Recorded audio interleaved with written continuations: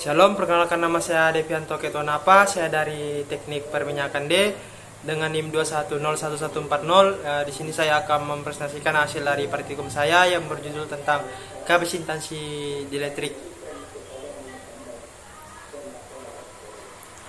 Ya, berikut adalah topik yang akan dibahas.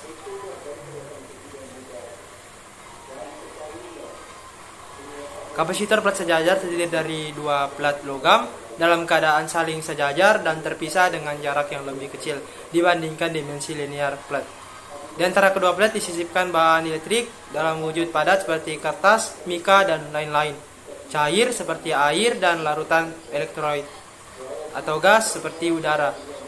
Kemampuan suatu kapasitor untuk menyimpan muatan listrik disebut kapasitansi yang dapat diukur dengan menggunakan LCR meter. Penelitian ini bertujuan untuk menentukan konstanta dieletrik akrilik dengan menggunakan LCR meter dan kapasitor plat sejajar. Konstanta dieletrik ditentukan dengan dua cara.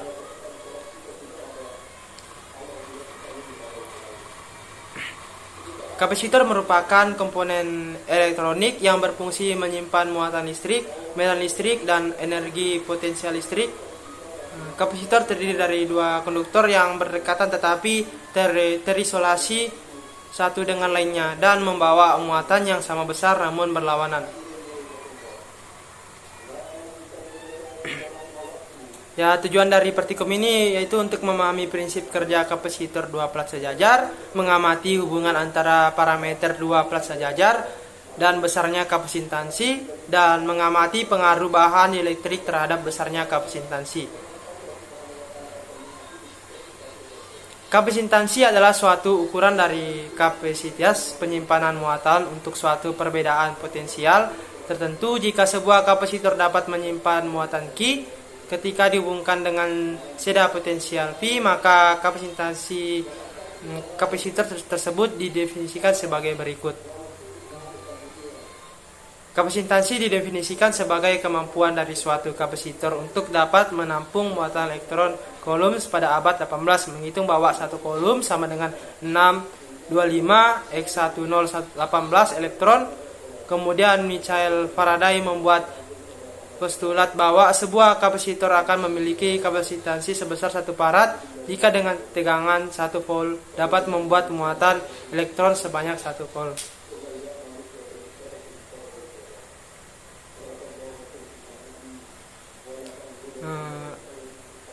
Kapasitor keping sejajar adalah kapasitor yang terdiri dari dua keping konduktor yang dipisahkan oleh sebuah lapisan isolator. Dalam praktek kali ini, keping ini dapat serupa lapisan D, lapisan logam yang tipis yang terpisah dan terisolasi satu sama lain dengan sebuah teflon dengan K sama dengan 21. Kita masuk di metodologi, yaitu pilihan komponen di sebelah kiri untuk membuat rangkaian, tambahkan jarak antara plat dan luas penampang plat, atur nilai variabel sesuai pengolahan data, hitung nilai kapasitansi, muatan, dan energi dengan menggunakan rumus, tambahkan nilai tegangan input rangkaian dengan menaikkan pin voltage pada baterai, kemudian catat nilai yang diperoleh dan masukkan ke dalam tabel.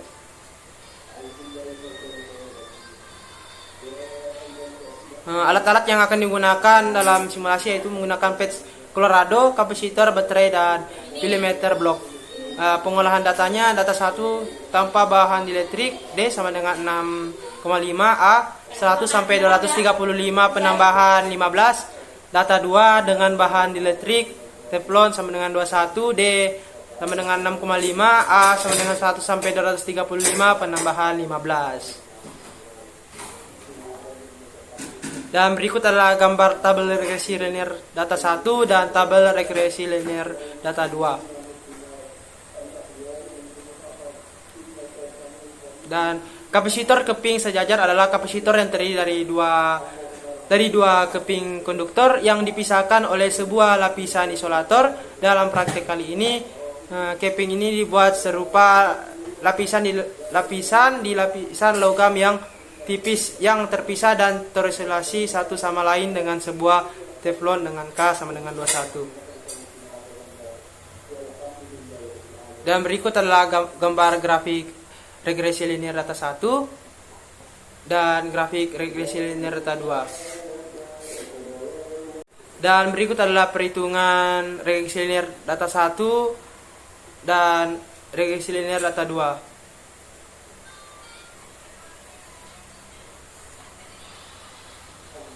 Dan perhitungan epsilon data 1 dan perhitungan epsilon data 2.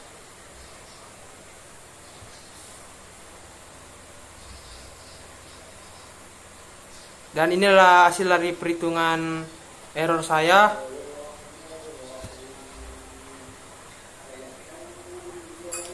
Pada percobaan kapasitor tersebut dilakukan percobaan selama 20 kali, di mana dilakukan percobaan sebanyak 20 kali untuk setiap variasi yang ditetapkan. Kami menggunakan 10 variasi yang berbeda, baik variasi tegangan maupun variasi jarak antara plat kapasitornya. Kami menggunakan juga macam variasi tegangan, yaitu untuk tegangan, sedangkan untuk variasi jarak kami menggunakan macam variasi jarak, yaitu 100 sampai 235 dengan penambahan 15. Selain itu juga untuk mengatur ulang settingan awal dari voltmeter. Percobaan saya lakukan memberikan hasil percobaan yang kurang sesuai. Terjadi perbedaan antara hasil harga kapasitor, pengamatan, dan perhitungan sesuai dengan persamaan-persamaan yang telah dijabarkan. Terjadi perbedaan yang cukup jauh antara keduanya. Hal ini mungkin terjadi karena adanya beberapa faktor seperti kurang akurat pengaturannya pada voltmeter, tersentuh oleh tangan, dan lain-lain.